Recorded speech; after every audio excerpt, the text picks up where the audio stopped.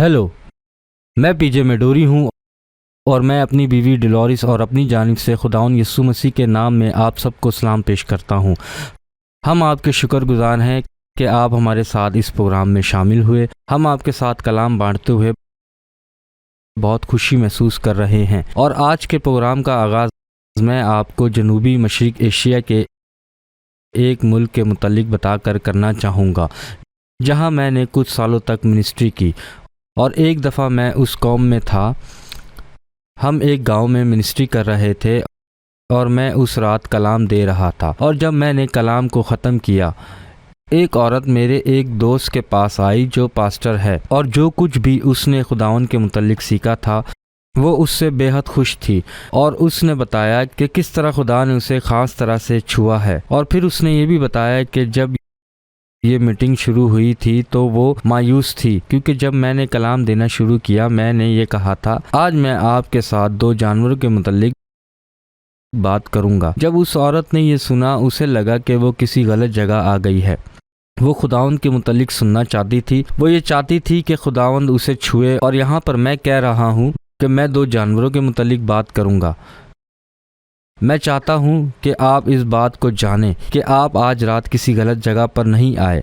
मेरा ईमान है कि खुदावंद आपको यहाँ लेकर आया है ताकि आप उसके कलाम को सुन सकें। और हाँ, मैं 2 जानवरों के मुतल्लिक बात करूँगा, लेकिन ये जानवर ज़रूरी नहीं हैं, बल्कि जिस चीज़ की ये जानवर नुमाइंदगी करते हैं वो ज़रूरी है, क्योंकि ये 2 मुख्तलिफ जानवर हैं जिन पर यीशु मसीह सवार हुए हैं। यूहन्ना रसूल अपनी इंजील में इसका जिक्र करता है। यूहन्ना 12 बाब इनमें से एक जानवर के मुतल्लिक बात करता है।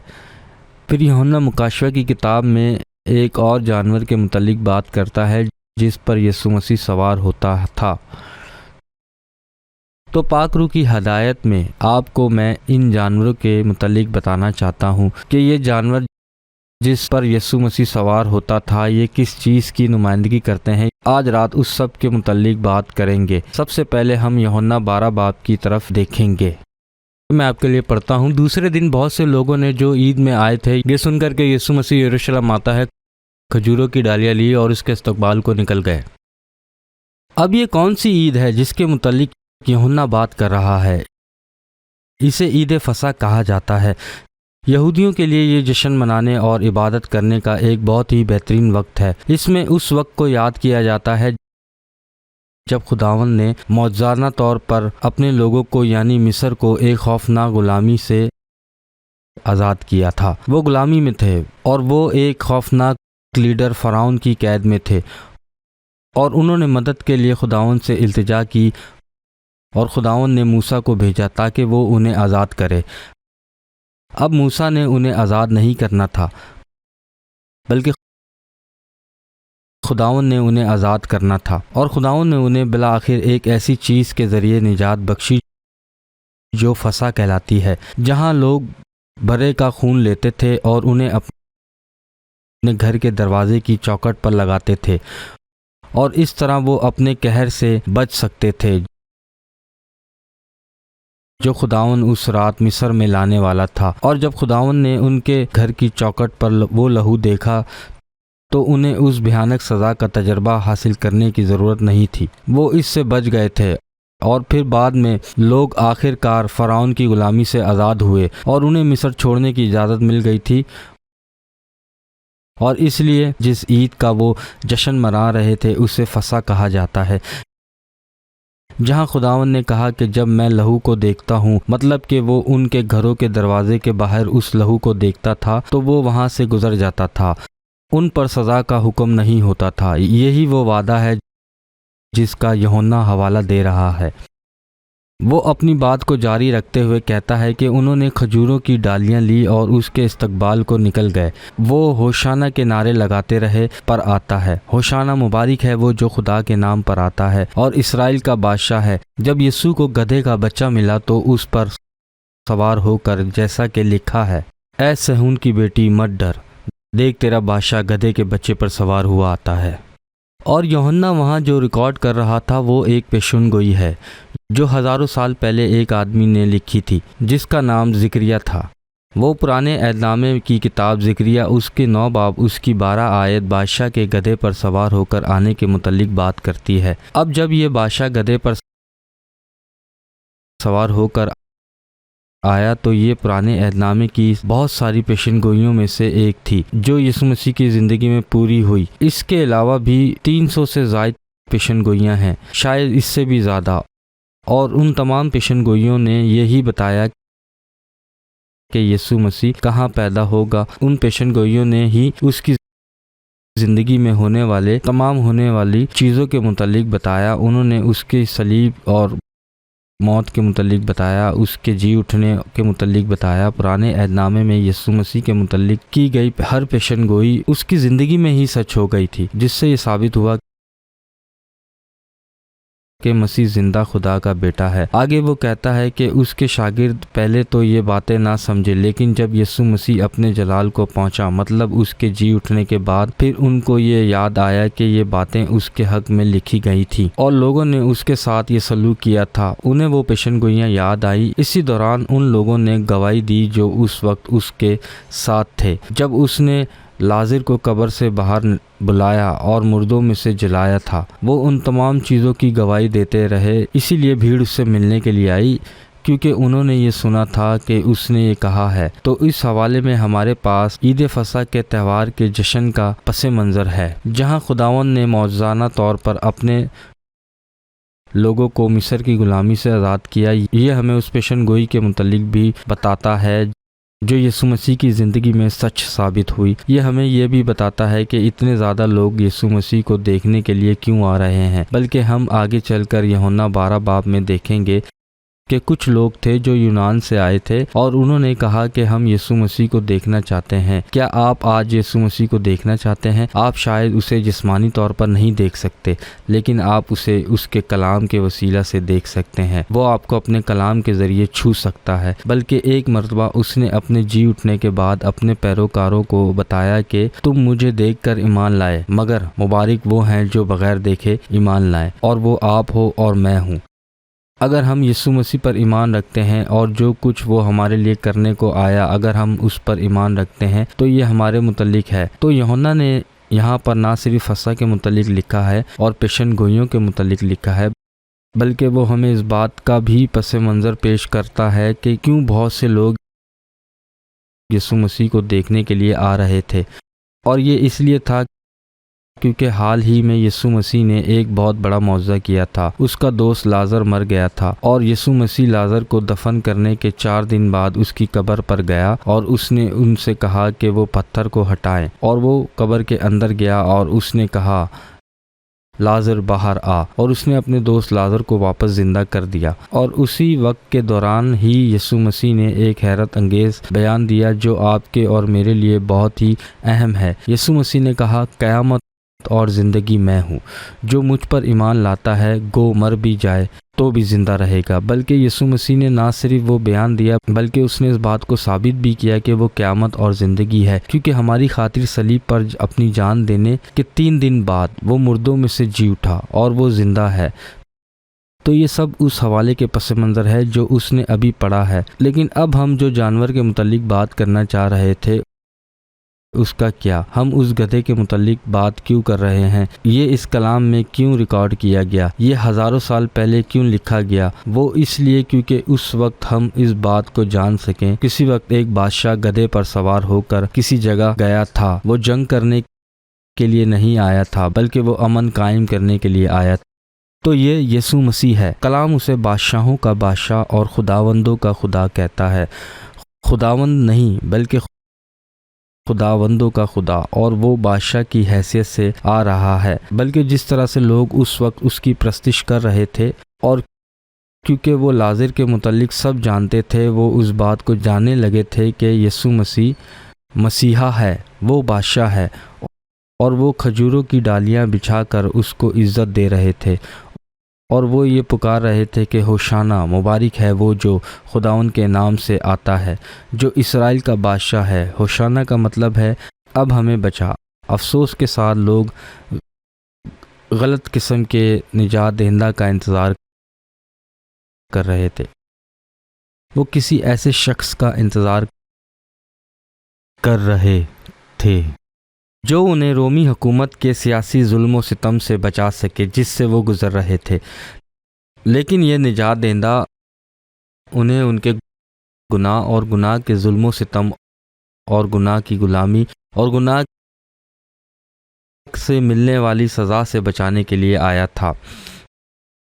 وہ انہیں اطمینان بخشنے کے لیے آیا تھا، لیکن وہ حکومتی اطمینان نہیں دینے آیا تھا۔ وہ اس وقت یہ نہیں دے سکتا تھا، وہ مستقبل میں یہ بھی دے گا، لیکن وہ انہیں خداوند کی طرف سے حاصل ہونے والا اطمینان دینے آیا تھا، وہ سب سے بڑا اطمینان جو آپ کو اور مجھے مل سکتا ہے۔ لوگ اطمینان چاہتے ہیں، لوگ نسبتی اطمینان چاہتے ہیں، لوگ دنیاوی اطمینان چاہتے ہیں، وہ جذباتی اطمینان چاہتے ہیں، وہ مالی اطمینان چاہتے ہیں، لیکن جو اطمینان خداوند کی طرف سے ملتا ہے وہ سب سے عظیم چیز ہے جو ہم حاصل کر سکتے ہیں، کیونکہ وہ گدھے پر آیا اور ایک علامت کے طور پر وہ آپ کو اطمینان کی پیشکش کر رہا ہے۔ میرا ایک دوست ہے، ہم اسے مائک کہہ کر بلاتے ہیں، اور مائک ایک بہت ہی غریب آدمی کی حیثیت سے بڑا ہوا، لیکن پھر اس نے تعلیم حاصل کی اور اسے کامیابی حاصل ہوئی، وہ بہت دولت مند ہو گیا۔ مائک نے شہر کا سب سے بڑا گھر لیا اور پھر اس کی زندگی میں مشکلات آنا شروع ہو گئی، اس کی شادی شدہ زندگی تباہ ہو گئی، اس کا کاروبار تباہ ہو گیا، اس کی انویسٹمنٹ تباہ ہو گئی، اور مائک سب کچھ کھو رہا تھا، اور اسے وہ بڑا گھر چھوڑنا پڑتا۔ وہ بھیانک حالات کا سامنا کر رہا تھا، اور ایک رات مائک اپنے گھر میں بیٹھا ہوا تھا، اس کا سب کچھ ختم ہو گیا تھا، وہ بالکل اکیلا ہو گیا تھا، اس کی بیوی چلی گئی تھی، اس کے بچے چلے گئے تھے، وہ ایک کرسی پر بیٹھا ہوا تھا اور اس کے ساتھ ہی ایک میز پڑی تھی جس کے اوپر بندوق رکھی ہوئی تھی، اور مائک اپنی زندگی ختم کرنے کے متعلق سوچ رہا تھا، اور وہ اپنی زندگی ختم کرنے پر غور کر رہا تھا۔ اسے ایک فون کال آئی، اور یہ کال اس کے کسی رشتہ دار کی تھی، اور اس کے رشتہ دار نے اس سے کہا کہ مائک کوئی حماقت نہ کرنا، کل میں تم سے ملنے کے لیے آ رہا ہوں۔ مائک نے فون رکھا اور اس نے سوچا کہ اس کے رشتہ دار کو یہ کیسے معلوم ہوا کہ مائک اپنی زندگی ختم کرنے پر غور کر رہا تھا۔ خیر، مائک نے اپنی زندگی نہیں لی، مائک مذہبی آدمی نہیں تھا، اور اس رشتہ دار نے مائک سے کہا کہ یسوع مسیح نے یہ کہا ہے کہ دنیا کا نور میں ہوں، جو میری پیروی کرے گا وہ اندھیرے میں نہ چلے گا بلکہ زندگی کا نور پائے گا۔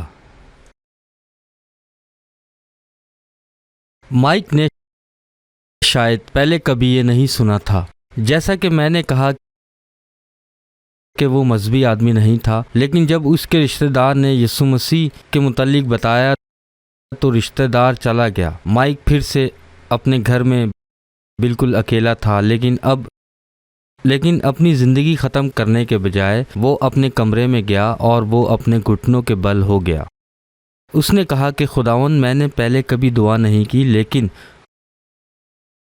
اس نے خداوند سے التجا کی، اس نے یسوع مسیح سے التجا کر کے کہا کہ اگر تو واقعی موجود ہے تو میں تجھے اپنی زندگی میں دعوت دیتا ہوں، اور پھر مائک سو گیا۔ اگلے دن مائک اٹھا اور وہ نیچے اپنے کچن کی طرف آیا، اور اس نے کہا کہ اس کے حالات تبدیل نہیں ہوئے، اس کی بیوی اب بھی واپس نہیں آئی تھی، اس کے بچے اب بھی واپس نہیں آئے تھے، اسے اب بھی اپنا گھر چھوڑنا تھا۔ لیکن مائک نے کہا کہ میرے پاس کچھ ایسا ہے جو پہلے کبھی میری زندگی میں نہیں تھا، میرے پاس اطمینان ہے۔ اور مائک گیا اور اس نے اپنی بائبل مقدس کو کھولا، وہ یسایہ 53 باب اس کی 6 آیت تھی، اس میں لکھا تھا کہ وہ ہماری خطاؤں کے سبب سے گھائل کیا گیا، ہماری بدکرداری کے باعث کچلا گیا، ہماری ہی سلامتی کے لیے اس پر سیاست ہوئی تاکہ اس کے مارخانے سے ہم شفا پائیں۔ اس کی سزا سے ہی ہمیں اطمینان حاصل ہوا۔ اس کا کیا مطلب ہے کہ ہمارے گناہوں کی وجہ سے ہم سزا کے مستحق تھے، ہم قہر، مذمت اور خدا کی طرف سے ملنے والی ابدی ذلت کے حقدار تھے، میں اسی کا مستحق تھا، آپ اسی کے مستحق تھے، لیکن کیونکہ خداوند آپ سے محبت کرتا ہے اس نے اپنے اکلوتے بیٹے کو بھیجا تاکہ وہ ہمارے گناہوں کی سزا کو اپنے اوپر لے سکے۔ ہم سب بھٹکی ہوئی بھیڑوں کی مانند ہیں، ہم سب نے اپنی راہ اختیار کی ہے اور خداوند نے ہم سب کی سزا کو یسوع مسیح پر لاد دیا۔ یسوع مسیح ہمیں اطمینان دینے کے لیے آیا کہ ہمارے گناہ معاف کیے جا سکیں، ہماری خدا کے ساتھ جدائی ختم ہو سکے اور خدا کے ساتھ ہمارا رشتہ واپس بحال ہو سکے اور ہم اسے اپنے ذاتی رشتے میں باپ کہہ کر پکار سکیں۔ بلکہ یسوع مسیح کے مردوں میں سے جی اٹھنے اور ہمارے گناہوں کی قیمت ادا کرنے کے 3 دن بعد وہ مریم مگدلینی کو دکھائی دیا۔ مریم وہ پہلی شخصیت تھی جس نے جی اٹھنے کے بعد یسوع مسیح کو دیکھا۔ اس نے اس سے یہ کہا، اپنے خداوند اور تمہارے خداوند کے پاس جاتا ہوں۔ ہم خدا سے جدا ہو جاتے ہیں اور ہمیشہ کے لیے ایک ایسی جگہ اس کی عدالت کا سامنا کرتے ہیں جو جہنم کہلاتی ہے۔ لیکن ہم خدا کے فرزند بن گئے کیونکہ یسوع مسیح گدھے پر بیٹھ کر آیا تاکہ وہ ہمیں اطمینان دے سکے، اور وہ صلیب پر موا تاکہ ہمارے گناہ معاف کیے جا سکیں اور ہم خدا سے اس اطمینان کو حاصل کر سکیں اگر ہم اس پر ایمان رکھنے کا انتخاب کرتے ہیں اور اس کے ساتھ ایک ذاتی رشتہ قائم کرتے ہیں۔ دیکھیں، اطمینان ایک بڑی قیمت سے خریدا گیا ہے، لیکن آپ کو وہ قیمت ادا کرنے کی ضرورت نہیں ہے۔ یسوع مسیح نے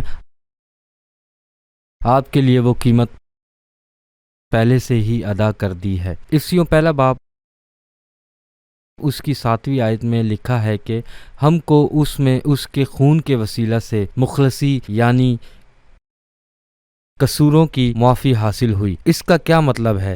اس کا مطلب یہ ہے کہ مخلصی خریدنے کے لیے اس کی قیمت ادا کرنا ہے۔ یسوع مسیح نے اپنی زندگی کی قیمت ادا کی، اس نے صلیب پر اپنا خون بہایا، وہ صلیب پر خوفناک موت مرا، اس کے سر پر کانٹوں کا تاج تھا، اس کے پاؤں میں بھی کیلیں ٹھوکی گئیں، اس کے ہاتھوں میں کیلیں تھیں۔ کیوں؟ اس نے ہمیں ہمارے گناہوں سے آزاد کرنے کے لیے قیمت ادا کی تاکہ ہم خدا کے ساتھ رشتہ قائم کر سکیں۔ مکاشوہ پہلا باب اس کی 5 آیت کہتی ہے کہ یسوع مسیح کی طرف سے جو سچا گواہ اور مردوں میں سے جی اٹھنے والوں میں پہلوٹا اور دنیا کے بادشاہوں پر حاکم ہے، جو ہم سے محبت رکھتا ہے اور جس نے اپنے خون کے وسیلہ سے ہم کو گناہ سے خلاصی بخشی۔ یہی وہ قیمت ہے جو ہمیں اطمینان دیتی ہے۔ اور آج اگر آپ یہ کہنا چاہتے ہیں کہ خداوند میں نے اپنی زندگی اپنی مرضی سے گزاری، میں نے اپنی زندگی تجھ سے الگ ہو کر گزاری اور میں اس سے توبہ کرنا چاہتا ہوں، میں تیرے پاس واپس آنا چاہتا ہوں، میں ایمان سے تجھے قبول کرنا چاہتا ہوں، بادشاہ یسوع مسیح آپ کی زندگی میں یہ اطمینان لے کر آئے گا، کیونکہ وہ آپ کی زندگی میں آئے گا، آپ کے گناہوں کو مٹائے گا اور آپ کو ابدی زندگی دے گا۔ تو یہ گدھے کی کہانی تھی۔ اب مکاشوہ 19 باب میں جو سفید گھوڑے کا ذکر کیا گیا ہے اس میں سفید گھوڑے کے متعلق بات کی گئی ہے۔ آپ دیکھیں کہ یسوع مسیح ہمارے گناہوں کی خاطر جان دینے کے بعد، اپنی جان دے کر ہمیں واپس خداوند کے پاس لانے کے بعد، اس نے ہمیں مخلصی بخشی۔ اس نے ہمیں سونے یا چاندی سے نہیں خریدا، اس نے ہمیں اس قیمتی لہو سے خریدا جو اس نے صلیب پر بہایا تھا۔ یسوع مسیح کے ایسا کرنے کے بعد وہ مردوں میں سے جی اٹھا، اس نے ہمارے سب سے بڑے خوف پر فتح پائی، اس نے موت پر فتح پائی، وہ 500 لوگوں کو دکھائی دیا اور پھر وہ واپس آسمان پر چلا گیا جہاں وہ خداوند کے دائیں ہاتھ بیٹھا ہے، جہاں وہ ان تمام لوگوں کے لیے دعا کرتا ہے جو اس سے تعلق رکھتے ہیں۔ اگر آپ اس سے تعلق رکھتے ہیں تو وہ آج آپ کے لیے بھی دعا کر رہا ہے، اور اگر آج آپ اس کی طرف رجوع کریں گے تو وہ آپ کے لیے بھی دعا کرے گا۔ لیکن پھر کسی دن یسوع مسیح واپس آئے گا، وہ خداوند ہے اور مسیحا ہے، اور اسے یہ حق دیا گیا کہ وہ دنیا کا فیصلہ کرے۔ وہ سفید گھوڑے پر آئے گا، اور سفید گھوڑے کا مطلب یہ ہے کہ وہ فاتح بادشاہ کی حیثیت سے آ رہا ہے تاکہ وہ اپنے دشمنوں اور ان کے خلاف جنگ کر سکے جنہوں نے اسے رد کیا ہے، تاکہ وہ خدا کے قہر ان تمام لوگوں کے لیے لا سکے جنہوں نے اسے رد کیا۔ جب یسوع مسیح یہاں زمین پر تھا تو اس نے ان کے لیے کیا کیا؟ سنے کہ یوحنا کیا کہتا ہے۔ وہ کہتا ہے، پھر میں نے آسمان کو کھلا ہوا دیکھا، اور کیا دیکھتا ہوں کہ ایک سفید گھوڑا ہے، اور اس پر ایک سوار ہے جو سچا اور برحق کہلاتا ہے، اور راستی کے ساتھ انصاف اور لڑائی کرتا ہے۔ اس کی آنکھ آگ کے شعلے ہیں، اور اس کے سر پر بہت سے تاج ہیں۔ اس کا نام لکھا ہوا ہے جسے اس کے سوا اور کوئی نہیں جانتا، اور وہ خون کی چھڑکی ہوئی پوشاک پہنے ہوئے ہے، اور اس کا نام کلام خدا کہلاتا ہے۔ اور آسمان کی فوجیں سفید گھوڑوں پر سوار، سفید اور صاف مہین کتانی کپڑے پہنے ہوئے اس کے پیچھے پیچھے ہیں، اور قوموں کے مارنے کے لیے اس کے منہ میں سے ایک تیز تلوار نکلتی ہے۔ وہ لوہے کے عصا سے ان پر حکومت کرے گا۔ وہ قادر مطلب خدا کے سخت غضب کی مہک کے ہوش میں انگوروں کو روندے گا، اور اس کی پوشاک اور ران پر یہ لکھا ہوا ہے، بادشاہوں کا بادشاہ، خداوندوں کا خدا۔ یہ ایک خوفناک منظر ہے، لیکن اگر آپ یسوع مسیح پر ایمان رکھتے ہیں، اگر آپ نے اپنے گناہوں سے توبہ کر لی ہے، اگر آپ یہ کہتے ہیں کہ میں نے اپنی راہ ترک کر دی ہے اور میں تجھے قبول کرنا چاہتا ہوں، اور میں اپنی زندگی میں تیری معافی کو قبول کرنا چاہتا ہوں، میں تجھے اپنی زندگی میں قبول کرنا چاہتا ہوں، تو آپ اس کا سامنا اس طرح سے نہیں کریں گے۔ آپ اس کا سامنا اپنے پیار کرنے والے باپ کی حیثیت سے کریں گے، وہ جو آپ کے پاس آنا چاہتا ہے اور جو آپ کو ہمیشہ کے لیے واپس لے جانا چاہتا ہے، جہاں آپ اس کے ساتھ چلیں گے اور اس سے بات کریں گے اور اس کے ساتھ مسکرائیں گے اور ایک کامل جگہ کی خوبصورتی سے لطف اندوز ہوں گے، کیونکہ خداوند اس دنیا کو واپس اسی حالت میں بحال کرنا چاہتا ہے جیسا اس نے اسے گناہ کے آنے سے پہلے تخلیق کیا تھا، اور آپ اس جگہ میں رہ سکیں گے جہاں مزید آنسو نہیں ہوں گے۔ لیکن اگر آپ ایسا نہیں چاہتے تو آپ کو فاتح بادشاہ کا سامنا کرنا ہوگا، جو سفید گھوڑے پر سوار ہو کر آئے گا، جہاں آخر کار آپ خداوند کی موجودگی سے محروم ہو جائیں گے، اور پھر آپ کو اس کے قہر کا سامنا کرنا پڑے گا۔ لیکن خداوند آپ سے محبت کرتا ہے، وہ ایسا نہیں چاہتا، وہ نہیں چاہتا کہ ایسا ہو۔ اس کا انصاف کہتا ہے کہ ایسا صرف تب ہونا چاہیے جب آپ اس سے دور ہو جائیں گے۔ آپ کو اپنے گناہوں کی قیمت ادا کرنی ہوگی، لیکن آج وہ آپ سے التجا کر رہا ہے۔ وہ کہہ رہا ہے کہ میں نے تمہارے گناہوں کی قیمت ادا کر دی ہے۔ وہ کہہ رہا ہے کہ میں صلیب پر یہ سب کچھ ختم کر چکا ہوں، مطلب کہ اس نے پہلے سے ہی گناہ کی قیمت کی ادائیگی کا خیال رکھا ہے۔ اس نے ایک کامل زندگی گزاری، وہ آپ کی جگہ ہوا، وہ مردوں میں سے جی اٹھا، اور وہ آپ کے سامنے کھڑا ہوا ہے۔ اس نے آپ کے سارے گناہ لے لیے ہیں تاکہ وہ آپ کو اپنی راست بازی دے سکے۔ جو گناہ سے واقف نہ تھا، اسی کو خدا نے ہمارے واسطے گناہ ٹھہرایا تاکہ ہم اس میں ہو کر خدا کی راست بازی ہو جائیں۔ ہمیں خداوند کی طرف سے اطمینان حاصل ہے، ہمیں خداوند کے قہر کا سامنا نہیں کرنا ہے۔ آپ کا کیا آپ کو خداوند کی طرف سے اطمینان حاصل ہے؟ دیکھیں، ایک مرتبہ جب آپ کو خداوند کی طرف سے اطمینان حاصل ہو جاتا ہے تو آپ کو اس زندگی میں بھی خداوند کا اطمینان حاصل ہو جائے گا۔ اس کا یہ مطلب نہیں ہے کہ زندگی آسان ہو جائے گی۔ یسوع مسیح نے کہا ہے کہ اپنی خودی کا انکار کرو اور اپنی صلیب اٹھاؤ اور اس کے پیچھے چلو، لیکن وہ آپ کے ساتھ رہے گا، وہ ہمیشہ آپ کے ساتھ رہے گا جب آپ اسے اپنی زندگی میں قبول کریں گے، تاکہ وہ آپ کو آپ کے گناہوں کے لیے اس سب کی بنیاد پر معاف کر سکے جو اس نے کہا، جو اس نے کیا۔ وہ ہمیشہ آپ کے ساتھ رہے گا، وہ آپ کے ساتھ اپنا گھر بنائے گا، اور اسے یہ اجازت دیں کہ وہ آپ کے دل میں رہ سکے، تاکہ جب تک آپ اس زمین پر رہتے ہیں تو وہ آپ کے دل کو اپنا گھر بنا سکے۔ جب آپ ایسا کریں گے تو وہ آپ کو ایک مقصد دے گا، آپ اس کی خدمت کر سکیں، آپ کسی ایسی چیز کے لیے جی سکیں جو آپ سے زیادہ معنی رکھتی ہیں۔ لیکن پہلا قدم یہ ہے کہ ہمیں بچایا جائے، ہمیں معاف کیا جائے، ہمیں خداوند سے اطمینان حاصل کرنے کی ضرورت ہے۔ بائبل مقدس کہتی ہے کہ ہم خدا کے فضل اور ایمان کے وسیلہ سے ہی بچائے گئے ہیں، یہ ہماری اپنی وجہ سے نہیں ہوا، یہ خدا کا تحفہ ہے، تاکہ کوئی بھی فخر نہ کر سکے۔ اور آج اگر آپ یہ کہتے ہیں کہ ہاں مجھے خداوند سے اطمینان چاہیے، میں گناہ گار ہوں اور میں ابدی تباہی کی سزا کا مستحق ہوں، میں ہمیشہ کے لیے خداوند سے دور ہو جانے کا مستحق ہوں، لیکن میں ایمان رکھتا ہوں کہ یسوع مسیح آیا اور جب اس نے صلیب پر اپنی جان دی، اس نے میرے گناہوں کی قیمت ادا کی، اس نے میری جگہ اپنی جان دی، وہ میری جگہ ہوا، اس نے اس قہر کو اپنے اوپر لیا جو مجھے ملنا چاہیے تھا، اور آج میں اسے پکارنا چاہتا ہوں تاکہ میں خداوند سے اطمینان حاصل کر سکوں، میرے گناہ معاف کیے جائیں اور میں ابدی زندگی حاصل کر سکوں۔ اگر آپ ایسا کرنا چاہتے ہیں تو بائبل مقدس کہتی ہے اگر تو اپنی زبان سے یسوع کے خداوند ہونے کا اقرار کرے اور اپنے دل سے ایمان لائے، اگر آپ ایسا کرنا چاہتے ہیں تو دعا کریں۔ خداوند یسوع مسیح، مجھے تیری ضرورت ہے، میں گناہ گار ہوں، میں ابدی عذاب کا مستحق ہوں، لیکن میں تیرا شکر کرتا ہوں کہ تو مجھ سے محبت کرتا ہے، کہ تو نے میرے گناہوں کی قیمت ادا کی۔ میرا ایمان ہے کہ تو خدا کا بیٹا ہے جو مردوں میں سے جی اٹھا، اور اب میں ایمان سے تجھے پکارتا ہوں کہ میری زندگی میں آ، مجھے معاف کر، اور میں تیرا شکر کرتا ہوں کہ تو نے مجھے ابدی زندگی دی۔ یسوع مسیح کے نام سے آمین، آمین۔